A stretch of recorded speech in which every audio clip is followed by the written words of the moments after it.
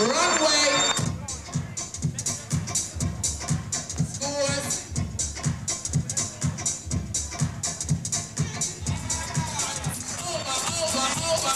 Over. Could you dim the light a little? Because they can't get a good camcorder. How could you not mention AIDS in this day and age for black young gay people? Or people of color in general? AIDS is a part of reality, and it's a calling that has to be addressed. He didn't look sick, and he didn't, you know, he was dancing in the club just like usual, and then just one day he was gone. I never took AIDS and HIV, the disease, seriously until I seen people close to me gone and pass away from the disease. We lost a lot of kids. The ballroom is basically not the same anymore because a lot of kids have passed on and they were young. That's the sad thing about it. They were young and they didn't get a chance to live their life, you know, to the fullest.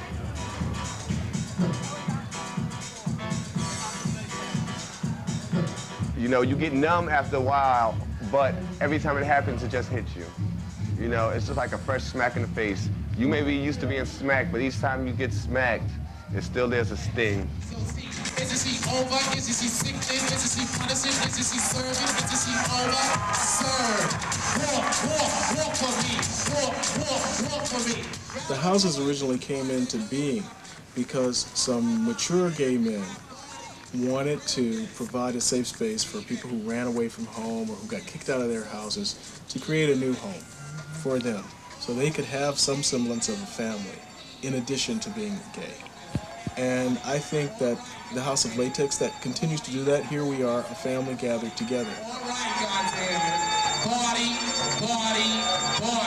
Doesn't he got body? Everybody deserves this kind of AIDS, HIV prevention information, and we, as the House of Latex, can show up and share this information, and that provides power in the communities of the houses, the power of knowledge. Work. All right. Your house, every time I come out to a ball or a different function, I see your tables are set up. But, you know, a lot of people, they take the condoms and everything, but a lot of people don't. In the beginning, when the House of Latex came out, kids really didn't see them at all. Because they didn't know who you guys were. They had no idea who's the House of Latex. But now they have proven themselves enough that we feel comfortable with them. We look at them like they're part of us, where in the beginning we didn't even look at them at all.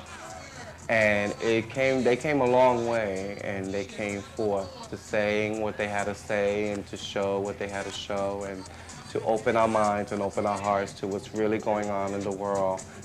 We all have this energetic thing in us, and we're all educating ourselves so we can educate others. We have the determination to teach them. And a lot of people are willing to learn and willing to listen.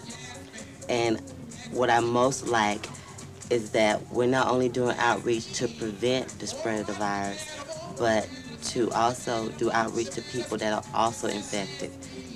Me, myself, speaking for myself, I've been positive for 5 years now. And where there's a will, there's a way. You know, if you're not infected, do whatever you have to do to protect yourself.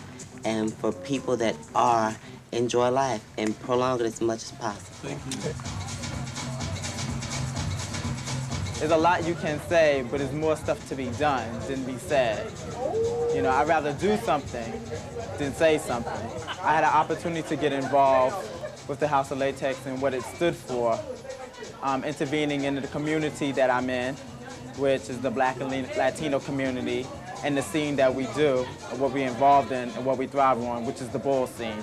And what I do in terms of the House of Latex and what I've been trying to do, I try to make sure that, you know, they use condoms, you know, so on and so forth, understand what's going on. You can tell a person once, you can tell a person twice, but they have to take it upon themselves to listen and do it and take it themselves. We're not here to educate anyone who's not in the house scene.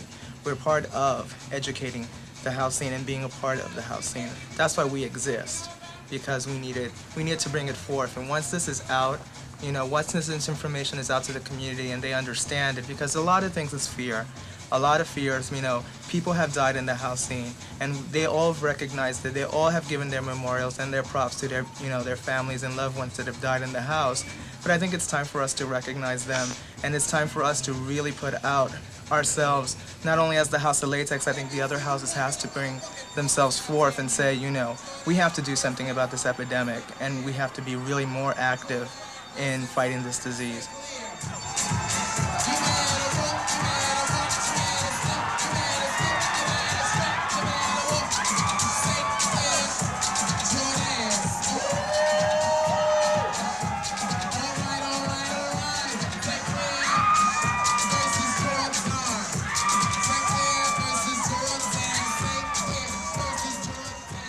Well, I came from a real sheltered environment, like academic and all, and so everything was just like theory. It wasn't like real life ways of reaching out to people, really. So when I came here to New York and just started getting involved in volunteering with the House of Latex, it was like I saw real people and how AIDS really affected them instead of reading about it in magazines or books or whatever. And so it became really real, current in my life, as opposed to just something you hear about. I know a bunch of people that are living with it, dying with it, have it, as how it's affecting me, and always being aware of it since high school. Always was to educate and promote, help protect. Knowing that right now, even right now, my mother's dying of AIDS. No one really knows that until just now. But yeah, she has it, so she's dying. Even during my addiction, I practice safe sex because it's very important to remember your body is the only thing that you have that you can call your own. And if you don't care for yourself, who will?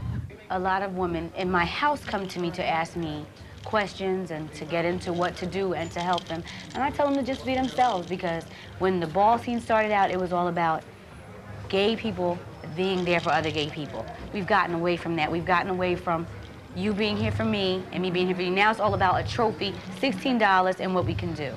So if anybody comes to me, whether they be in another house, if they're young, or if they're new on the ball scene, I give them as much help as I can, because I know Elena, Hakeem, the mother of my house who died from AIDS, helped me. He helped me. And he was like, Miss Singh, don't worry about it, because that wasn't my category. I didn't walk woman's face. And he was like, Miss Singh, don't worry, you're sitting. He was there for me, he was my friend. He made balls exciting to me. And I think that we need to make balls exciting for the children coming up, but we also need to send a message to them that this is not all about fun, and this is not all about a trophy. This is all about what we can do for each other, to help each other, and to teach each other. Because that's what balls are about. I don't care about the trophy. I don't care about the 10s across the board. What you should care about is the fact that I can touch this wall and I can reach out and touch you, but I can't touch my friend Hakeem, and I can't touch my aunt Valina, and I can't touch the people that mean the most to me.